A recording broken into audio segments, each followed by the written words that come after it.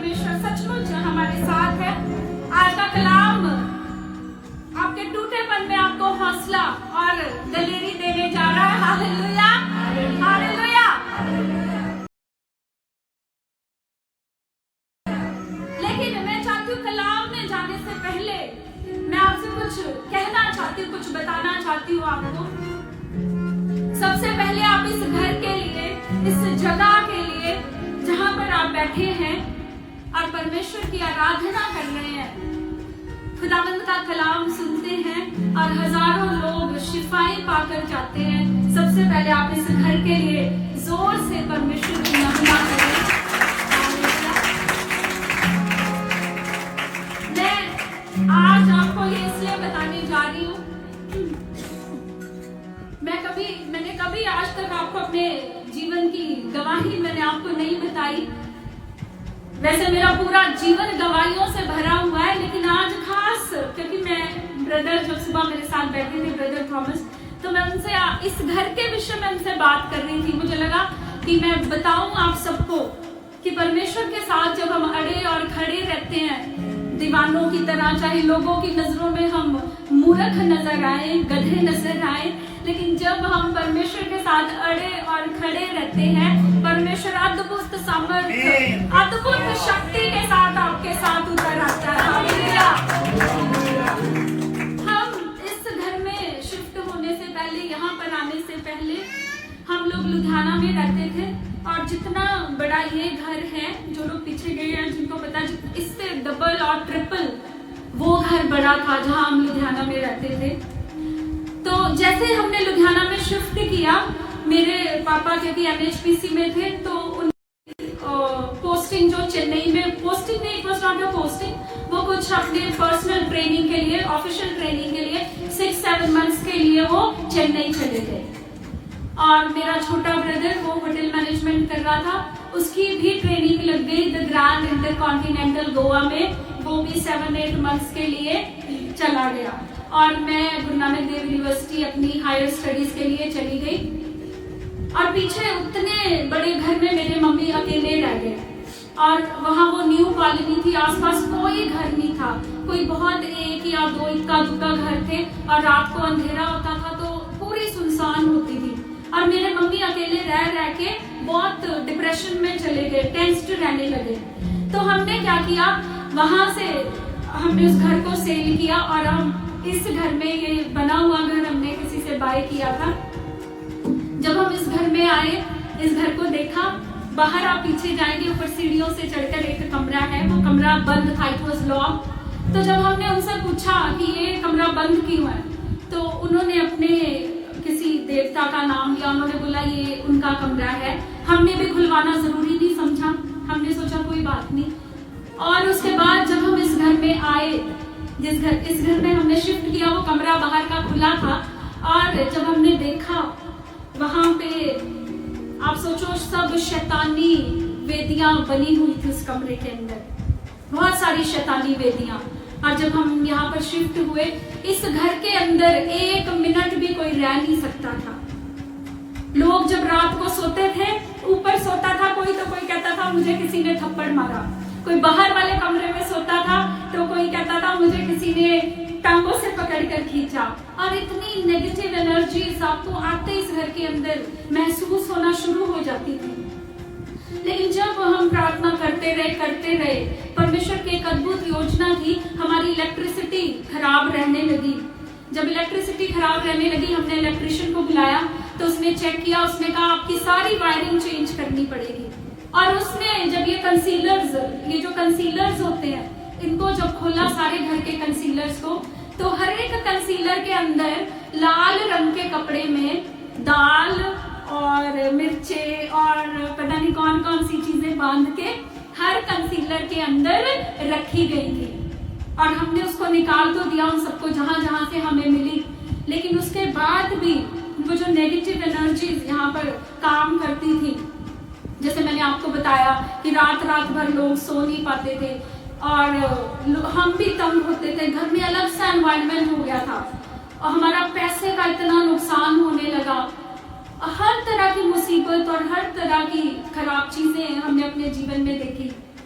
तो मेरे मम्मी, मेरे पापा मम्मी ये लोग कहते थे हम इस घर से शिफ्ट हो जाएंगे, इस घर को बदल देंगे। और मैं कहती थी कि मैं यहाँ से कहीं नहीं जाऊंगी, जो मर्जी हो जाए। कि लोग क्या, मैं अपने परमेश्वर के नाम को कभी निंदा देके नहीं जाऊंगी कि ये लोग तो खुद ये भगाते शैतानी ताकतों को और ये खुद यहाँ से भाग गई। मैं परमेश्वर के नाम को निंदा देके नहीं जाऊंगी। मैंने कहा जो मर्जी हो जाए मैं इसी घर में रहूंगी, क्योंकि मुझ पे खुद पे बहुत सारे दुष्ट आत्मा के अटैक होते थे। मेरा भाई उसने होटल मैनेजमेंट की डिग्री की, फैशन डिजाइनिंग की डिग्री की, 2 डिग्रीज उसके पास, लेकिन उसकी जॉब चली गई, पैसे का नुकसान हो रहा है। और एक दिन वो ऊपर बाहर पीछे वाले कमरे में ऊपर रो रहा था जोर जोर से, और उसको हमारे किसी रिश्तेदार ने कहा था तुझे ऐसे ऐसे फलाने तांत्रिक के पास ले चलते, तेरा काम बन जाएगा जॉब का। और उसने मुझे कहा मैं चला जाऊंगा। मैंने उसको एक ही बात बोली, मैं कहा तू चला जा, हो सकता है तुझे जॉब भी मिल जाए पर तुझे यीशु मसीह नहीं मिलेगी। अब जैसे मैंने उसे कहा वो जोर जोर से रोने लगा और उसने कहा कि मैं कहीं नहीं जाऊंगा। और उसी हफ्ते में उसको स्पोर्ट्स किंग में जॉब मिली है। Hallelujah, hallelujah. और मेरे ऊपर जो दुष्ट आत्मा के अटैक होते थे, इतने पास्टर्स ने, खुदा के सेवकों ने दुआ की पर ठीक नहीं होता था। और एक दिन मैं 7 वाले कमरे में रात को 1 बजे उठी और मैं प्रार्थना में बैठ गई। और जब मैं प्रार्थना कर रही थी, प्रार्थना करते करते सुबह के 4 बज गए। ये हाथ, जैसे ये हाथ की शेप है ना, ऐसे एक हाथ मेरे पास आया, पर वो बिजली की मानिंद था। वो हाथ कैसे था? बिजली की तरह। और उस हाथ ने मुझे ऐसे करके छुआ, और जैसे ही उसने मुझे छुआ, सारी की सारी दुष्ट आत्माओं से, सब टैक्स से मैं आजाद हो गई। Hallelujah, hallelujah. और ये वही घर है जहां पर आज आप सब मिलकर हर शनिवार को इकट्ठे होते हैं और उस खुदा में महिमा करते हैं। Hallelujah, hallelujah. ये वही घर है। उसकी फरिश्तों की फौज मेरे साथ थी, वो खुद मेरे साथ था और वो आज भी यहाँ पर मौजूद है। Hallelujah, hallelujah, hallelujah, hallelujah. आइए हम देखेंगे खुदा के कलाम में से लूका उसका चैप्टर नंबर 2, लूका उसका चैप्टर नंबर 2, 2 अध्याय जब आप पूरा पढ़ते हैं तो लूका अध्याय 2 के अंदर यीशु मसीह के जन्म के बारे में बताया गया है। यीशु मसीह का जन्म कहां से शुरुआत हुई? यीशु मसीह का जब जन्म होना था तो माँ मरियम को परमेश्वर ने क्या किया? यीशु मसीह के जन्म के लिए चुना। जब यीशु मसीह ने माँ मरियम को उस डिवाइन प्लान के लिए चुना तो खुदावंद ने अपना एक दूत भेजा जिसका नाम क्या था? गैब्रियल। जिसका नाम क्या था?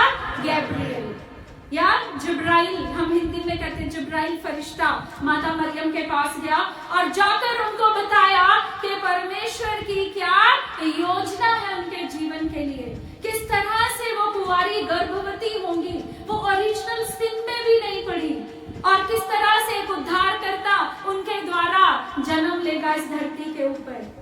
और फिर फरिश्ते ने जाकर उसके बाद जब यीशु मसीह का जन्म हो गया तो फरिश्ते ने जाके चरवाहों को भी बताया कि तुम्हारे नगर में एक उद्धारकर्ता पैदा हुआ है। हालेलुया। आप मेरे साथ खोले, हम इसको थोड़ा सा पढ़ेंगे। लूका उसका 2 अध्याय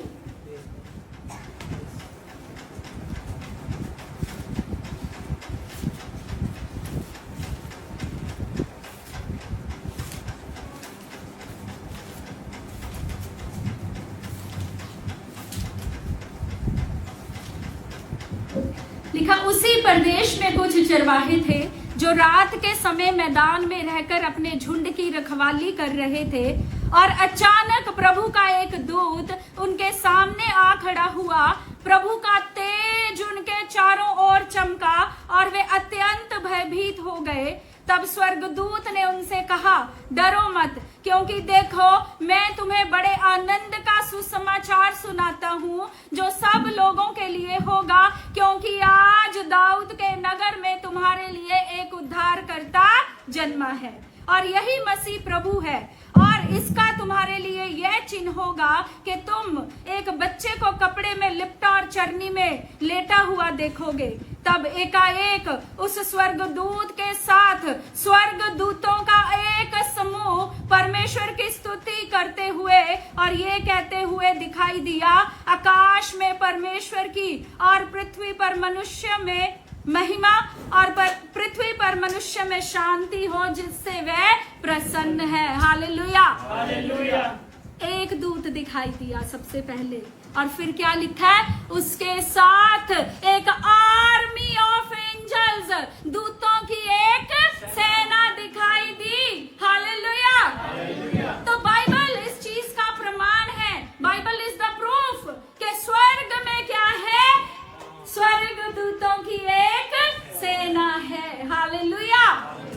और वो सेना आपको और मुझको और खुदा को पुकारने वालों की सहायता करने के लिए आती है। वो सेना खुदावंद के लोगों के लिए लड़ती है।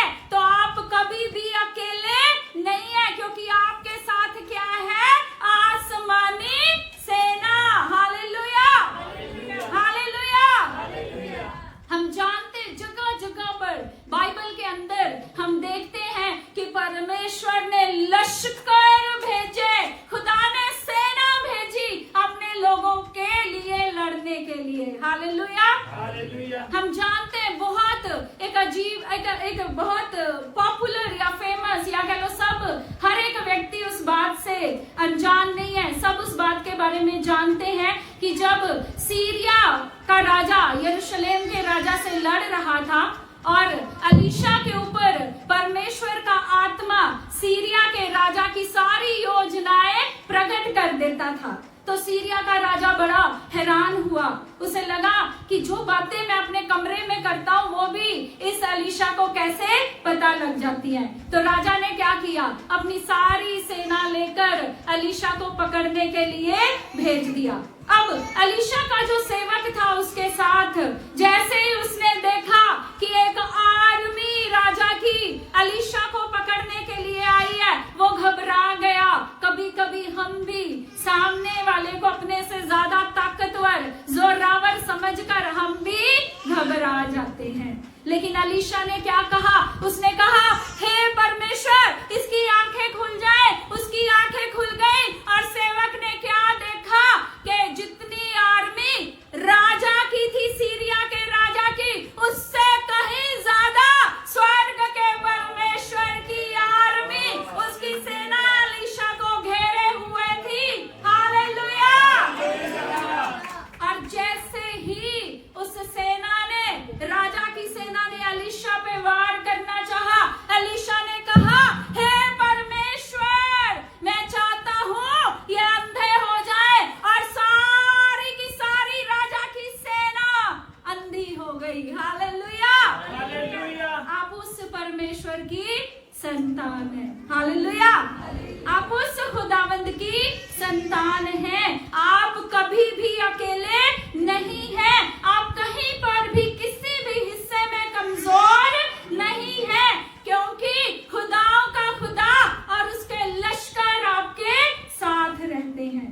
और जब अलीशा के कहने पर वो सारी की सारी सेना अंधी हो गई और उस सारी सेना को जाके यरूशलेम के राजा के सामने खड़ा कर दिया, और फिर अलीशा ने कहा, हे परमेश्वर मैं चाहता हूँ कि ये देखने लगे, और फिर सारी की सारी सेना देखने लगी। Hallelujah, hallelujah.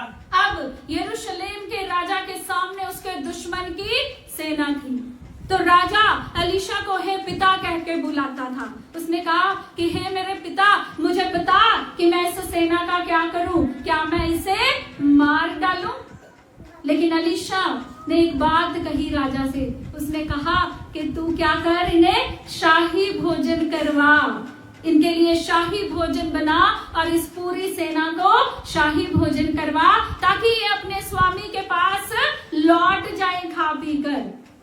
अब एक व्यक्ति, अलीशा जैसा, एक आपके जैसा, मेरे जैसा एक व्यक्ति, वो एक बार कहता है, हे प्रभु मैं चाहता हूं कि ये अंधे हो जाए। वो अंधे हो गए। वो एक बार कहता है, हे परमेश्वर मैं चाहता हूं कि ये देखने लगे। वो देखने लगे।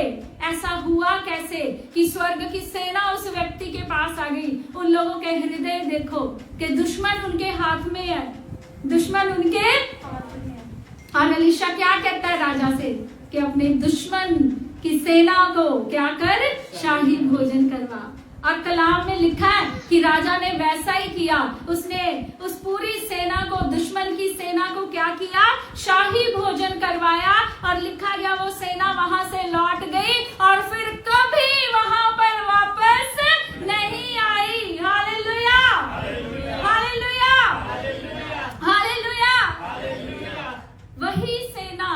वही सेना जो अलीशा के साथ थी, वही स्वर्गीय सेना आपके भी साथ है। हालेलुया। एक स्वर्गदूत नहीं, लश्कर, सेना, एन आर्मी ऑफ एंजल्स आपके साथ है। हालेलुया। आपने कभी क्रिसमस के पोस्टर्स या क्रिसमस की पिक्चर्स देखी है? मैं एक दिन देख रही थी क्रिसमस के पोस्टर्स। उनके ऊपर छोटे छोटे से ऐसे एंजल्स बनाए हुए थे, छोटे छोटे से फरिश्ते बनाए हुए थे। कभी देखा आपने? है ना? उन क्रिसमस के पोस्टर्स पे हमेशा छोटे छोटे से फरिश्ते दिखाई देते हैं, पर वो फरिश्ते छोटे छोटे से नहीं है। हम लोग माउंटेन प्रेयर पे जाते होते थे, एक पहाड़ के ऊपर प्रार्थना करने, एक जंगल में। और एक दिन जब मैं प्रार्थना कर रही थी, प्रार्थना करके मैंने खुली आंखों से मैंने एक स्वर्गदूत को देखा। और वो स्वर्गदूत वैसा नहीं था जैसा वहां पे दिखाया जाता है। ना तो मैं उसका चेहरा देख पाई और ना मैं उसे अच्छे से देख पाई, क्योंकि वो जमीन से शुरू होता था और आसमान में, मैं नहीं जानती उसका अंत कहां पर था, लेकिन वो दिखाई नहीं देता था। He was such a giant, he was such a huge angel। ऐसे बड़े बड़े स्वर्गदूत आपकी रक्षा के लिए परमेश्वर ने ठहराए हैं। Hallelujah, hallelujah. तो डरने की और घबराने की जरूरत नहीं है। वो छोटे छोटे से जो क्रिसमस के पोस्टर्स पे दिखाई देते हैं, वैसे नहीं। They are the warriors and they are the mighty warriors. वो योद्धा है, वो बड़े ह्यूज है, बहुत बड़े बड़े, उनका कोई अंत नहीं है। ऐसे सामर्थी, ऐसे शक्तिशाली स्वर्गदूत परमेश्वर ने आपकी रक्षा के लिए नियुक्त किए हैं। एक बार जोर से परमेश्वर की महिमा के लिए ताली बजाएं। Hallelujah, hallelujah. और दूसरा एक इंसिडेंट बाइबल में, वो बहुत ही मजेदार इंसिडेंट है, वो मुझे पर्सनली बड़ा अच्छा लगता है। तो ये अलीशा वाला, और दूसरा ये कि जब स्नेहरीब राजा हिजकिय्याह राजा के विरोध में गया उससे लड़ने के लिए, और उसने कहता मैंने कितने सारे देवी देवताओं को क्या किया है, टूट तोड़ दिया है, फेंक दिया उनको मार के। और कहता कितने सारे मैंने लोगों को खत्म कर दिया। और कहता उनके देवी देवताओं में उनको बचाने की हिम्मत नहीं है। तो कहता तुम्हारा यहोवा तुम्हें कहां से बचा लेगा। उसका मंत्री रबशाके कहता कि जो तुम्हारा राजा हिजकिय्याह तुमको कहता है कि यहोवा पाक तुम्हारे साथ है, उसकी सेना तुम्हारे साथ है, कहता इसकी बातों में कहीं मत आ जाना। कहता स्नेहरीब राजा बड़ा शक्तिशाली राजा है, उसके पास बहुत बड़ी एक सेना है। तो वो लोगों को ऐसे कह के भरमाने लगा। और यशायाह नबी लिखा, उसने टाट ओढ़ा, परमेश्वर के सामने उसने रबशाके की सारी बातें रखी कि परमेश्वर ये तेरे लोगों को किस तरह से सता रहा है और किस तरह से खुदावंद की शान के अगेंस्ट बातें कर रहा है। और लिखा उस दिन रात को वो लोग सब सो गए और छावनी में केवल एक स्वर्गदूत, कितने? एक स्वर्गदूत 1,50,000 85,000 सुबह मारे हुए मिले। Hallelujah, hallelujah. एक स्वर्गदूत और कितने लोग मरे हुए मिले सुबह? 1,85,000 लोग मरे हुए मिले। हालेलुया। परमेश्वर का एक ही दूत काफी है लाखों की सेना को मारने के लिए, लेकिन उसने तो आपके लिए एक नहीं बल्कि उसने सेना, आपके लिए लश्कर उसने आपके लिए ठहराए हुए हैं, नियुक्त किए हुए हैं। हालेलुया। तो हर बार आप अपनी दुनियावी आंखों से देखते हैं, इसलिए आप घबरा जाते हैं।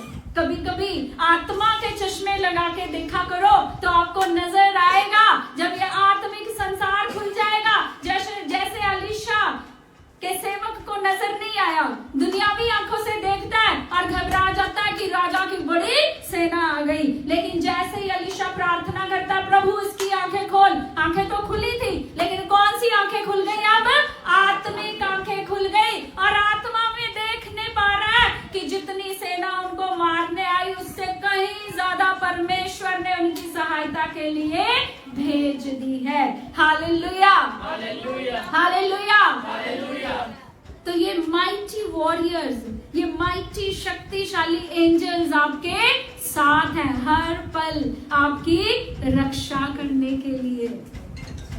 2 इंसिडेंट्स हमने देखे। पहला प्रॉफिट अलीशा का, कि जब सीरिया का राजा उनको पकड़ने के लिए आया। दूसरा, जब राजा स्नेहरीब ने परमेश्वर के लोगों के ऊपर अटैक करने की योजना बनाई और परमेश्वर की शान के खिलाफ बोलने लगा। तीसरा, हम जानते हैं दानियल को जब उसने प्रार्थना की, जैसे ही उसने अपने आप को किया परमेश्वर के सामने हम्बल किया, नम्र किया, सेम उसी टाइम पे उसकी जो दुआ थी, उसकी जो प्रार्थना थी, वो स्वर्ग में कबूल हो गई थी। और जब जो हमारी प्रार्थनाओं का उत्तर लेकर जो दूत हमारे पास आता है, तो शैतान ने क्या किया? उसकी प्रार्थना को 21 दिन के लिए आसमान में रोक के रखा। और जब वो फाइट कर रहा था शैतान के साथ, वो दूत जो उसकी प्रार्थना का उत्तर लेके आ रहा था, तो परमेश्वर ने माइकल द आर्चएंजल को भेजा और आकर उसने उस दूत की सहायता की, उससे फाइट की शैतान से, और तब जाकर दानियल की प्रार्थना का उत्तर जो है उसके पास पहुंचा। Hallelujah, hallelujah. आपकी प्रार्थनाएं कभी कभी आपको लगता है डिले हो रहा है, रुक गई है, लेकिन खुदावंद अपने स्वर्गदूतों को आज्ञा देता है, अपने स्वर्गदूतों को आपके लिए भी वो कमांड करेगा, आज्ञा देगा, ताकि आपकी प्रार्थनाओं के उत्तर भी आपके पास पहुंच जाए। Hallelujah, hallelujah, hallelujah. परमेश्वर के माइटी एंजल्स, इनके नाम देखो। लोग दिखाते हैं एंजल्स को सुंदर सुंदर खूबसूरत, पता नहीं लड़कियों के रूप में, कि ये फरिश्ते हैं, ये परियां हैं, लेकिन खुदावंद के जो एंजल्स हैं, they are masculine, they are males. नाम देखो इनके, माइकल, गैब्रियल, ये तो इनके नाम है, और ये कितने शक्तिशाली हैं। ये उस दिन मैंने बाइबल में तो पढ़ा, मैंने प्रचारकों से तो सुना बचपन से लेकर अभी तक, लेकिन उस दिन मैंने अपनी आंखों से देखा कि वो स्वर्गदूत, उसको मैं देख नहीं पा रही थी क्योंकि उसकी सीमा कोई नहीं थी, उसका अंत कहीं पे मुझे नजर नहीं आ रहा था। मैंने जमीन से उसे शुरू होते देखा और आसमान में वो कहां पर है मुझे कुछ भी नजर नहीं आया। इस तरह के बड़े बड़े स्वर्गदूत, ऐसे शक्तिशाली माइटी वॉरियर्स, ऐसे एंजल्स परमेश्वर ने हमारे लिए ठहराए हैं, नियुक्त किए हैं। Hallelujah, hallelujah, hallelujah. इसलिए आज से आपको घबराने की जरूरत, आज से आपको घबराने की जरूरत, सारे ठंडे। क्या करना चाहिए आपको? क्या करना चाहिए? जोर से एक बार परमेश्वर की महिमा करनी चाहिए।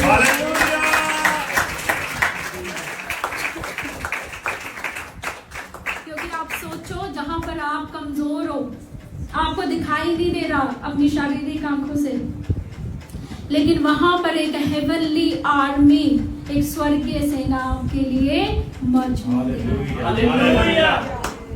तो आज से आपने डरना नहीं है, आज से आपने घबराना नहीं है, क्योंकि बाइबल जो खुदा पहले था, यस्टरडे, टुडे एंड फॉरएवर, कल भी वही परमेश्वर था, आज भी वही परमेश्वर है और कल भी वही परमेश्वर रहेगा। तो अगर उसने एलीशा के लिए सेना भेज दी तो आपके लिए भी यकीनन वो सेना भेज देगा। Hallelujah, hallelujah, hallelujah. तो 21 दिन के लिए दानियल की प्रार्थना रुकी, हो सकता है आपकी 21 दिन के लिए रुक जाए, हो सकता है 41 दिन के लिए रुक जाए, हो सकता है 51 डेज के लिए रुक जाए, लेकिन एक दिन उत्तर जरूर आएगा, क्योंकि वो अपने दूतों को स्वर्ग से आपके लिए आज्ञा देगा। हालेलुया।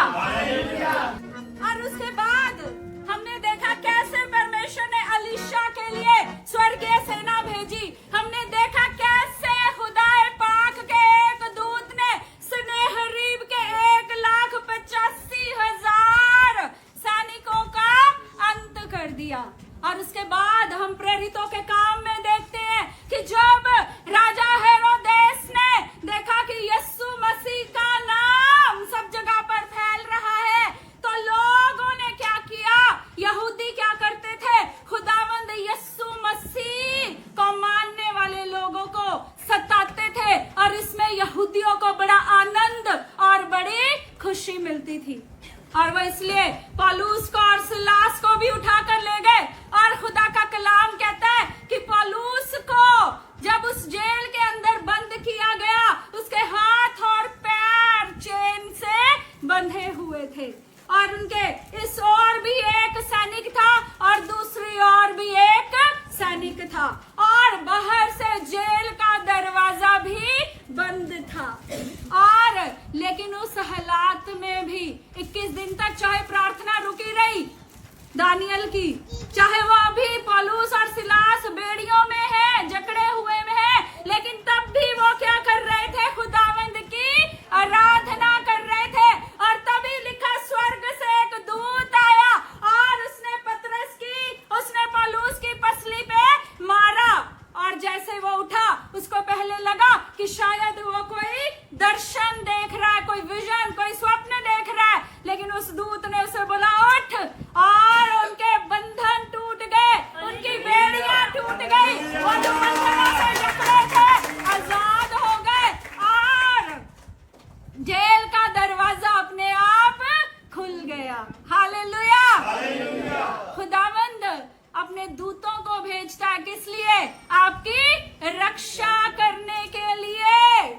तो जब आपको अगर अभी ऐसा महसूस भी होता है कि आप किसी बंधन में हैं, आप जकड़े हुए हैं, या अभी तक दानियल की तरह आपकी किसी प्रार्थना का उत्तर नहीं आया, तो घबराइए मत। खुदावंद अपने दूतों को हुक्म दे चुका है, वो आपकी प्रार्थनाओं का उत्तर लेके आ रहे हैं। आपके बंधन खोलने के लिए खुदा के दूत खुदा नियुक्त कर चुका है। Hallelujah, hallelujah.